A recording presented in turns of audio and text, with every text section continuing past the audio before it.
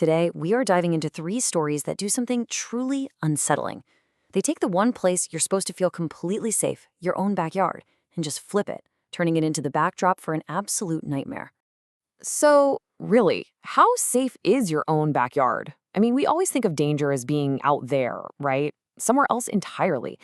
But what happens when that danger is literally just on the other side of your window? We're about to see how something as innocent as a campout, a simple online purchase, or even a late night swim can go horribly, horribly wrong. Okay, so our first story kicks off with something that sounds so, perfectly innocent.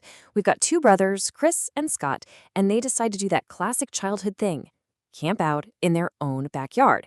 And this wasn't just some tiny patch of grass. Their yard was huge, it was sprawling, and it backed right up against the woods. So for them, it felt like a real deal wilderness adventure. And they did the whole shebang. They get the tent set up, they're roasting marshmallows over the fire pit, then they crawl into their sleeping bags to play some Game Boy. I mean, it is the perfect setup for great memory, right? Except it was going to become a memory for a very, very different reason. So after a while, they drift off into this kind of restless sleep. And then Chris wakes up. It's the middle of the night. At first, he's just groggy, surrounded by the darkness of the tent. But then this feeling just washes over him, that sudden ice-cold dread that something is just not right. And he realizes he's alone.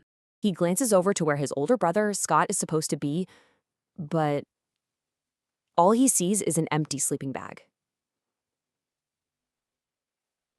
Now, his first thought is pretty logical, right? Okay, maybe Scott got cold, or maybe he couldn't sleep and just went back inside the house. Makes sense. But this is where things get weird. The tent zipper, it's all the way up, completely zipped shut from the inside. So how did Scott get out? That's when the panic really starts to set in. Chris knows he has to make a run for the house, but he decides to take one quick, careful peek outside first. And what he saw, well, it's the stuff of nightmares. Out in the dark, sitting by the dying embers of the fire pit, is a grown man, just sitting there, perfectly still. And he's staring right at the tent. There is absolutely no doubt in Chris's mind. This man saw him peek out. Oh, man. So Chris yanks the zipper shut and scrambles back into his sleeping bag, trying not to make a sound. But then a shadow falls over the tent wall. He hears the zipper slowly, deliberately, being pulled down just a few inches. And when he forces himself to look, he sees an eye, pressed right up against that tiny gap, looking directly at him. Of course, Chris just screams. His dad comes running out, and the man is just gone. Vanished. But believe it or not, the story doesn't end there. Weeks go by. Chris is at his school playground, and a man standing at the fence calls out his name. Chris just freezes, pretends not to hear him. And then the man smiles and says, "You don't remember me, do you?" Okay, let's switch gears to our next story. This one shows how even our digital backyards, a place like Facebook Marketplace, can lead to a very, very real threat. It starts with a young guy who thinks he's just found an awesome deal on a couch and a bike. So he drives out to this absolutely gorgeous, massive house right on the Oregon coast. But from the second he gets there, red flags start popping up. The seller's messages were super brief. There's this weird note on the front door telling him to go around back, and every single window blind in the whole house is pulled shut. And then, as soon as he texts that he's there, radio silence. Okay, so he's waiting around, getting a little impatient. He just figures, hey, the seller must be busy inside or something. So to kill time, he decides to walk over to the edge of the cliff to snap a picture of the amazing ocean view. And for a second, it's just this beautiful, peaceful moment. But when he turns around to head back to the house, and we're talking just moments later, everything is different. It's one simple, impossible detail. Every single one of those blinds that had been shut tight, they were now wide open. And what he sees, it's just pure, silent, coordinated terror. Because in every single window, there was a person. Just standing there, motionless, like a statue. And every single one of them was smiling at him. And not a hello smile, a fixed, terrifying, "we've been waiting for you" kind of grin. He didn't wait around. He just ran. got in his car, and got the heck out of there.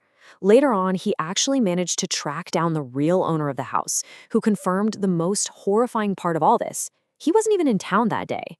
The ad was a complete fake, and someone had gone into his house and left all 3 doors unlocked. It was a trap, an elaborate, terrifying trap, and our guy was the target. All right, for our last story, we're going to tap into that really specific feeling of vulnerability. You know, after everyone's gone home for the night, the party's over, the house is finally quiet, and you think you're alone. Now, the weird thing is, the unease for this guy actually started way earlier in the day, before the party even kicked off. He's setting up tables in his backyard, which is really private and backs up to some woods, and that's when he hears it, this really distinct sound, a man's deep, throat-clearing cough, coming from just inside the woods. He calls out, "Hello?" Nothing, just silence. So he just kind of shakes it off, the party goes great, and by 1 in the morning, everyone's gone. He does his rounds, locks up the house, and heads to bed. And then, at 2 a.m., as he's just lying there in the dark, he hears it. A splash. And not a little splash, like an animal fell in. No, this sounded exactly like a person jumping into the deep end of his pool. And this is what's so scary. The way this whole thing unfolds is just so calm and methodical. The narrator looks out his window and sees a tall guy he's never seen before, just swimming in his pool. When the guy sees him watching, does he panic? Does he run? No. He just gets out of the water, walks right up to the sliding glass door, which our narrator knows he locked, and just walks right inside the house. So the narrator bolts his bedroom door and immediately calls 911. He can hear these wet, squishing footsteps stop right outside his door. He yells, "I'm on the phone with the police!" And then there's this long, heavy silence, and a calm, low voice says from the other side of the door, "It's me. Open the door." So what is the through line here? What connects these 3 absolutely terrifying stories? I mean, on the surface, they're all pretty different, but they actually share this core DNA of what makes something truly scary. So let's break that down. Okay, so look at this. Each story violates a totally different kind of safe space. For the 2 brothers, it was the innocence of a backyard campout. For the guy buying the couch, it was the supposed safety of a simple online meetup. And for the last guy, it was the ultimate safe space, his own home late at night. See, the horror isn't just that there's a threat. It's how calm and deliberate the threat is. These aren't creatures or monsters. They're people. But we have no idea what they want. And that's what sticks with you, right? The not knowing. Who were they and why were they there? And that brings us right back to where we started. These stories, they really make you rethink all those little sounds you hear at night, the ones you usually just brush off. You know, the rustle of leaves outside your window, a cough from somewhere down the street, that weird splash from the neighbor's yard. It really makes you wonder, doesn't it? What noises have you ignored just because you assumed you were safe?